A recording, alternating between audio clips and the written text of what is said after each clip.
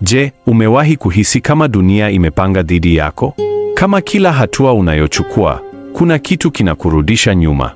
Kama kila unayemtegemea anageuka kuwa kivuli kisicho na msaada? Kama furaha ni ndoto na huzuni ni mwenzako wa kila siku? Kama jibu ni ndio, basi fahamu hili, hauko peke yako. Sisi sote, kwa njia moja au nyingine, tumepitia hiyo barabara ya giza. Na katika giza hilo, kuna sauti moja tu ya ndani inayosema, baki imara. Lakini tunaisikia? Tunaisikiliza? Leo, ndugu yangu, kaka yangu, dada yangu, ninataka kukushirikisha siri ambayo imeokoa roho nyingi. Siri ambayo haipatikani katika kelele za ulimwengu huu. Siri ya nguvu ya ndani, ya kuamua kuwa kama hakuna kinachokuathiri. Sio kwa sababu wewe ni jiwe, bali kwa sababu wewe ni moto, na moto hauogopi giza. Ulimwengu huu utaendelea kusema wewe si kitu. Watu wataendelea kukuvunja moyo, kukuvunjia ndoto zako, watakusema, watakubeza, watakukataa. Lakini kumbuka hili, hayo yote si wewe. Wewe si maoni yao. Wewe si dhihaka yao hata kidogo. Wewe si majanga yako. Wewe ni nafsi iliyojaa nuru ya kipekee, na hiyo nuru haitawahi kuzimwa na kiza cha watu wengine. Lakini ili nuru hiyo iwake, ni lazima ujifunze kudhibiti jambo moja tu, mtazamo wako. Si kile kinachotokea, bali vile unavyokipokea. Na hapa ndipo falsafa ya Ustoiki inatufundisha, usikubali dunia ikuamue. Wewe ndio unaamua jinsi ya kuitazama dunia. Kwa hiyo, kabla hatujaenda mbali, kama moyo wako unagusa kwa namna yoyote haya ninayoyasema, kama kuna sehemu yako inasema ndiyo, haya ni ya kwangu, ninakualika, jiunge na sisi. Bonyeza ile subscribe kwenye channel hii, Falsafa ya Ustoiki, maana hapa hatufichi maumivu, bali tunayageuza kuwa nguvu. Tunajifunza kuwa nguzo ya utulivu katikati ya dhoruba. Tunachagua amani badala ya vurugu. Tunachagua busara badala ya majibu ya hasira. Karibu kwenye safari ya mabadiliko. Safari ya kurudi kwako mwenyewe. Safari ya kujua kuwa unaweza kuwa huru hata dunia ikiwa kifungo. Unaweza kuwa na amani hata wakati moyo unalia. Unaweza kuwa mwamba hata mawimbi yakigonga kwa nguvu. Na yote yanaanza hapa na sasa. Kabla ya majumba marefu, kabla ya teknolojia, kabla ya mitandao ya kijamii, kulikuwepo na watu waliokaa kimya na wakatafakari kwa kina sana juu ya maisha. Walikuwa hawasemi sana, walitazama, wakasikiliza, wakajifunza kupokea kila tukio kama funzo. Hao ndio waliokuja kuitwa Wastoiki. Ustoiki ni falsafa ya kale, ilizaliwa zaidi ya miaka 2000 iliyopita. Ilianzia Ugiriki, kisha ikaenea hadi Roma. Lakini uzuri wake hauna mipaka ya muda wala mipaka ya tamaduni. Kwa sababu ujumbe wake ni wa msingi. Hatuwezi kudhibiti kila kinachotokea, lakini tunaweza kudhibiti jinsi tunavyokipokea. Huo ndio moyo wa Ustoiki. Wanafalsafa kama Epictetus, aliyekuwa mtumwa, lakini roho yake haikuwahi kufungwa. Au Marcus Aurelius, mfalme mkuu wa dola la Roma, lakini aliandika kwa unyenyekevu kama mwanafunzi wa maisha. Walitufundisha kwamba maisha si haki, wala si laini, wala hayako hapa kuturidhisha. Lakini sisi tunaweza kujifunza kuwa na utulivu katika vurugu, kuwa na busara katikati ya machungu, kudhibiti nafsi hata wakati dunia inachomeka. Falsafa ya Ustoiki haikuhusu kukimbia hisia, bali kuzipokea, kuzielewa na kuamua ni ipi ya kufuata na ipi ya kuiacha ipite kama upepo. Hawa Wastoiki walikuwa na kanuni moja kuu: kuna mambo mawili tu duniani, yale niliyo nayo katika udhibiti wangu na yale ambayo sina. Maoni ya watu sio yangu. Hali ya hewa sio yangu. Ajali, kifo, ugonjwa, usaliti sio yangu. Lakini mtazamo wangu juu ya hayo yote, hilo ni langu. Na hapo ndipo nilipo huru. Na kwa hiyo, ndugu yangu, ukitaka kuwa huru, jifunze kutotafuta kudhibiti dunia nzima, tafuta tu kujidhibiti mwenyewe. Kwa sababu ukimiliki nafsi yako, hata dunia nzima ikiwaka moto, unaweza kutembea ndani yake ukiwa na amani. Wengi hufikiri kuwa kujifanya kama hakuna kinachokuathiri ni ukatili, ni ubaridi wa moyo, ni kutokuwa na moyo. Lakini ndugu yangu, ni kinyume kabisa. Hiyo ni nguvu ya juu kabisa ya udhibiti wa nafsi. Ni ushujaa wa kimya. Ni kujifunza kuwa na utulivu wa bahari, hata wakati mawimbi yanainuka kwa ghadhabu. Hebu fikiria hivi dakika moja. Unapokuwa mbele ya mtu anayekukera sana, lakini hujibu kwa hasira. Unapokosa unachotaka, lakini bado unatembea kwa utulivu. Unapoudhiwa, kudharauliwa, kupoteza, kusalitiwa, lakini hutikisiki. Je, hiyo ni udhaifu au hiyo ni nguvu? Hiyo ni falsafa ya kujifanya kama hakuna kinachokuathiri. Na leo nataka nikuonyeshe kwa nini hiyo si tu falsafa, bali ni njia ya maisha inayoweza kukuokoa. Moja, maisha hayatawahi kukutendea kulingana na matarajio yako. Ukweli mchungu ni huu, maisha hayatakupa haki kila siku. Watu hawatakulipa wema kwa wema kila wakati. Wakati mwingine utatoa upendo na upokee ukimya, utaonyesha juhudi, lakini matokeo yakosekane. Ukiamua kuwa mtu ambaye kila tukio linamgusa, basi utakuwa mtumwa wa mazingira. Utasumbuliwa na kila maoni ya watu. Utaishi ukijibu mashambulizi ya nje, badala ya kusikiliza utulivu wa ndani. Lakini ukijifunza kutoathirika kirahisi, utakuwa bwana wa hali zako. Na hapo ndipo utajua maana ya uhuru wa kweli. 2. Watu watasema, kila siku, kila saa watu wana midomo. Watatumia. Watakusema hata kama utanyamaza. Watakukosoa hata kama utafanikiwa. Watakucheka hata kama unajitahidi kwa moyo wote. Na ukianza kusikiliza kila sauti, utapotea katika kelele. Utachoka kujieleza. Utachoka kujitetea. Mpaka utakosa amani. Lakini ukiamua, sitasumbuliwa na hayo. Nitakuwa kimya kama jiwe, thabiti kama mlima. Utashangaa ni kiasi gani cha furaha kitarejea ndani yako. Wastoiki walisema, wacha watu wafanye walicho nacho katika udhibiti wao, na wewe fanya chako. Usilazimishe heshima kwa watu. Usilazimishe kupendwa. Fanya mema kwa sababu hiyo ndiyo asili yako. Na kila kingine waachie dunia. 3. Hisia zetu zinaweza kutugeuza watumwa hasira, chuki, wivu, huzuni, zote ni halali, lakini hazipaswi kuwa marais wa maisha yako. Ukiruhusu kila hisia ikutawale, utakuwa kama chombo kinachozungushwa na upepo wa kila upande. Wanafalsafa wa kale walijifunza sana namna ya kuona hisia zao bila kuzifuata kama watoto vipofu. Walijifunza kujiuliza, je, hasira hii itaniletea nini? Je, kulipiza kisasi kunanijenga au kunanivunja? Kwa hiyo, unapojifanya kama hakuna kinachokuathiri, haimaanishi huna hisia. Ina maana umeamua kuziangalia hisia hizo kama mtu mzima, sio kama mtoto, na hapo ndipo unajenga tabia ya kipekee ya utulivu wa kudumu. 4. Kutoathirika ni ngome ya amani. Maisha yanaweza kuwa ya fujo, lakini mtu ambaye ameweka utulivu wake ndani ya nafsi yake, huwa hawezi kushambuliwa kirahisi. Kujifanya kama hakuna kinachokuathiri ni kujenga ukuta wa ndani, si ukuta wa kuwafungia watu nje, bali ukuta wa kufungia amani yako ndani. Na huko ndiko watu wa dunia hii wanatafuta, amani ya kweli, lakini hawajui kuwa amani haipo huko nje, ipo ndani. 5. Unapojifanya hakuna kinachokuathiri, unakuwa mwalimu kimya. Watu wanakuangalia, watashangaa, mbona huyu hakujibu kwa hasira? Mbona anacheka hata baada ya kudharauliwa? Mbona haonekana kuguswa na maneno ya maumivu? Na hapo, pasipo kusema neno lolote, unakuwa mwalimu. Unafundisha dunia kuhusu nguvu ya utulivu. Unafundisha kwa mfano, sio kwa kelele. Kwa hiyo, kaka yangu, dada yangu, usiogope kujifanya kama hakuna kinachokuathiri.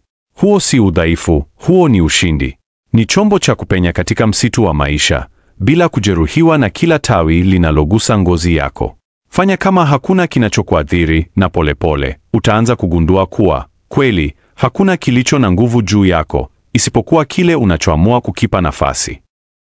Kuishi kama stoiki si kujifanya shujaa, si kujidai mwenye majibu yote, bali ni kujifunza kila siku jinsi ya kutuliza upepo ndani ya nafsi yako.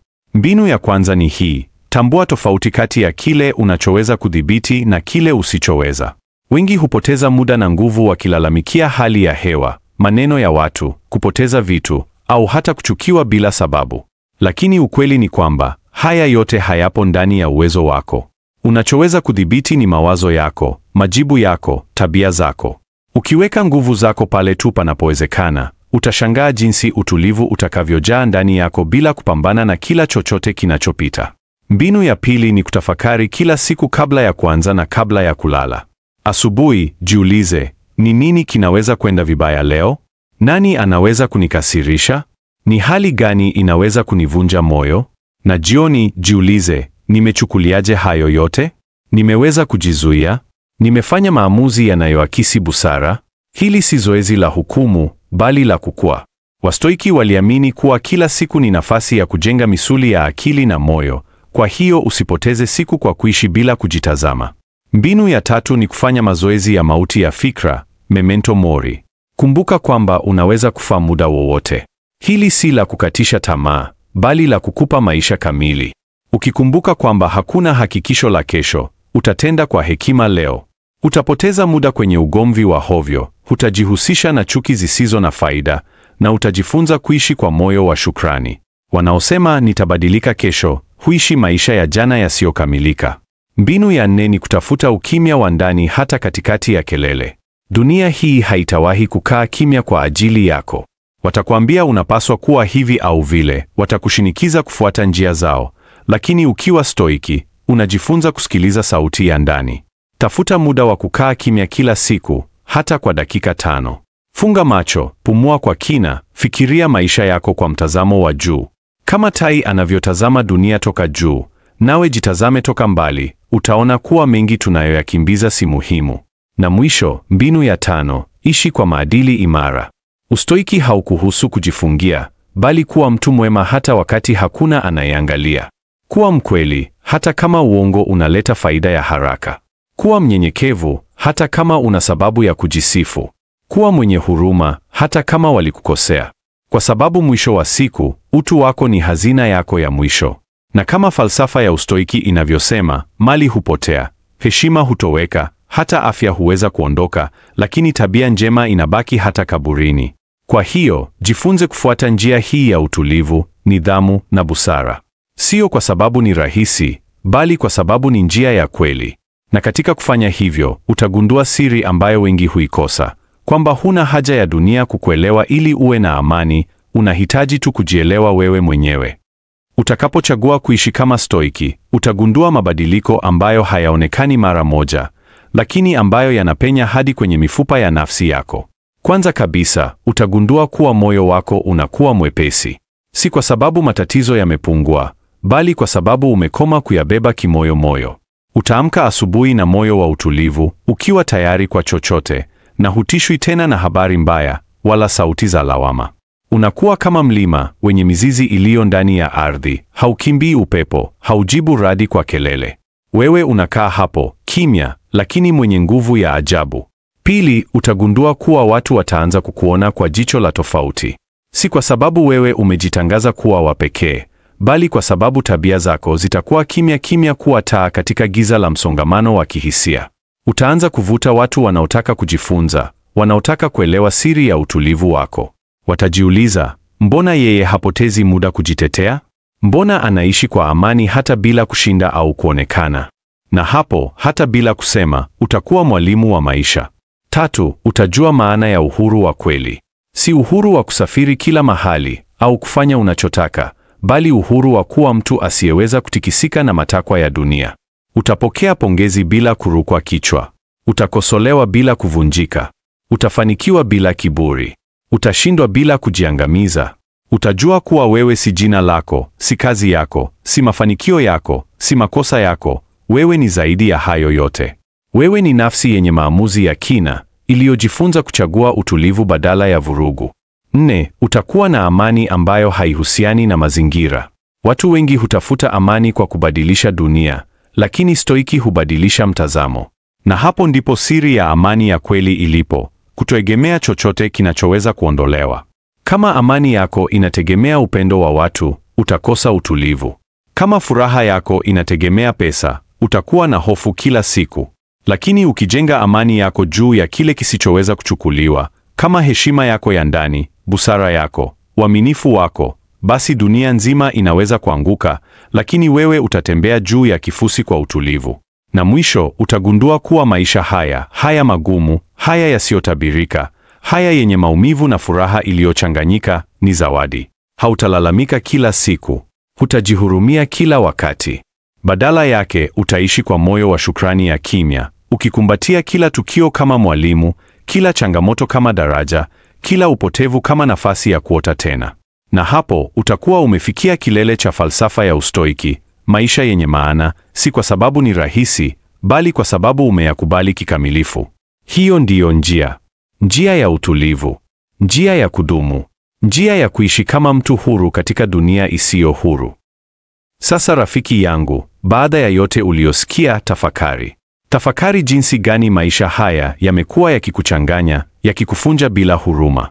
Tafakari kila mara ulipoteza nguvu zako kwa mambo yasiyo na maana, kwa hasira, kwa hofu, kwa hila za wengine, kwa maneno ya watu ambao hata hawajui roho yako.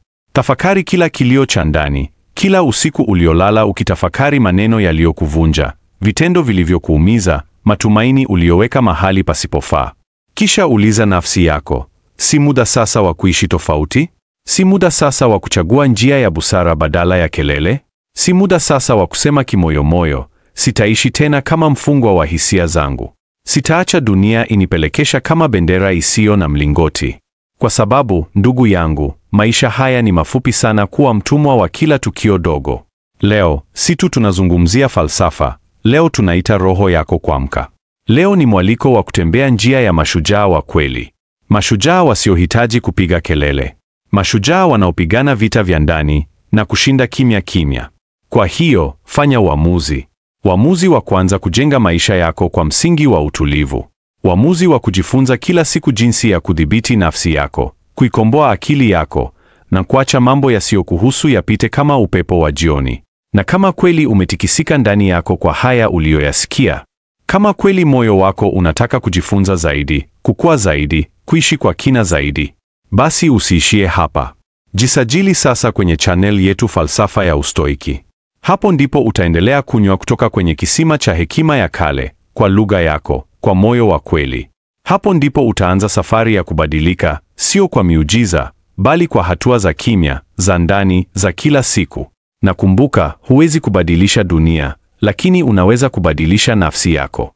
Na ukibadilika wewe, basi dunia yako yote itaanza kuonekana tofauti. Karibu kwenye familia ya wanaofikiri kwa kina, wanaoishi kwa utulivu, wanaojifunza kwa unyenyekevu. Karibu kwenye Falsafa ya Ustoiki. Hapo ndipo safari yako halisi inaanza. Asante kwa kusikiliza mpaka mwisho. Najua kuna siku unaamka na huna hamu ya chochote.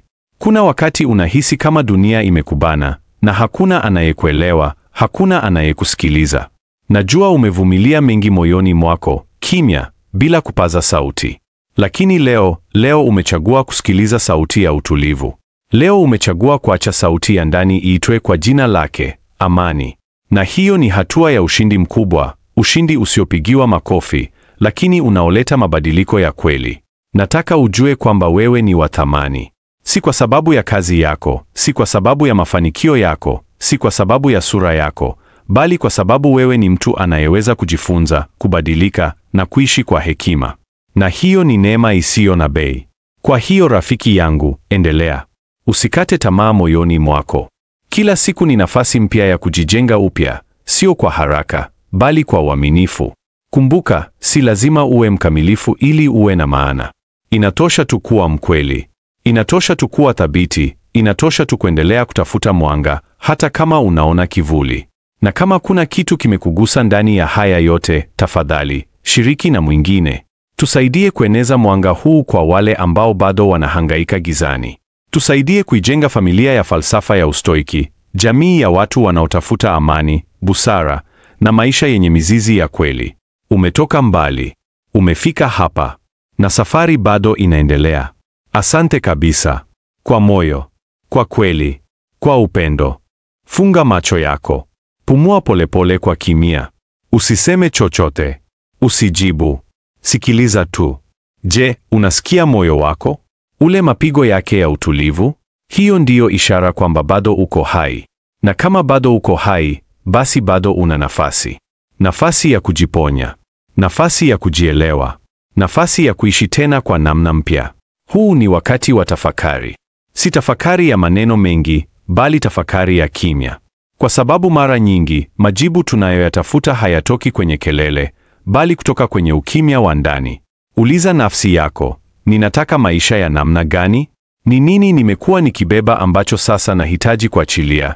Ni wapi niliwahi kupoteza njia, na sasa naweza kurudi? Hakuna anayejua majibu haya zaidi yako. Na hakuna atakayefanya mabadiliko haya zaidi yako. Wewe ndiye mbegu nzuri. Wewe pia ndiye mvua. Kwa hiyo tulia. Tulia kama maji ya ziwa yasiyochafuka. Tulia kama mchana wa jua usio na upepo. Tulia kama moyo uliokubali kukua bila haraka, kupona bila hofu, kupenda bila masharti. Kumbuka, hekima sio kupigania udhibiti wa dunia, bali kujifunza kuishi kwa utulivu ndani ya machafuko. Amani sio kukosa matatizo, bali ni hali ya nafsi isiyotikiswa na mawimbi. Upendo wa kweli huanza pale unapokubali kuwa wewe ni binadamu, mwenye udhaifu, lakini pia mwenye nuru. Sasa, tulia kwa sekunde chache. Kimya kabisa. Hicho kimya ndicho zawadi ya mwisho ya safari hii. Na inapomalizika, usiwe yule yule uliyekuwa ulipoanza. Uwe mtu aliyeguswa, mtu aliyeamshwa, mtu aliye tayari sasa kuishi kwa kweli.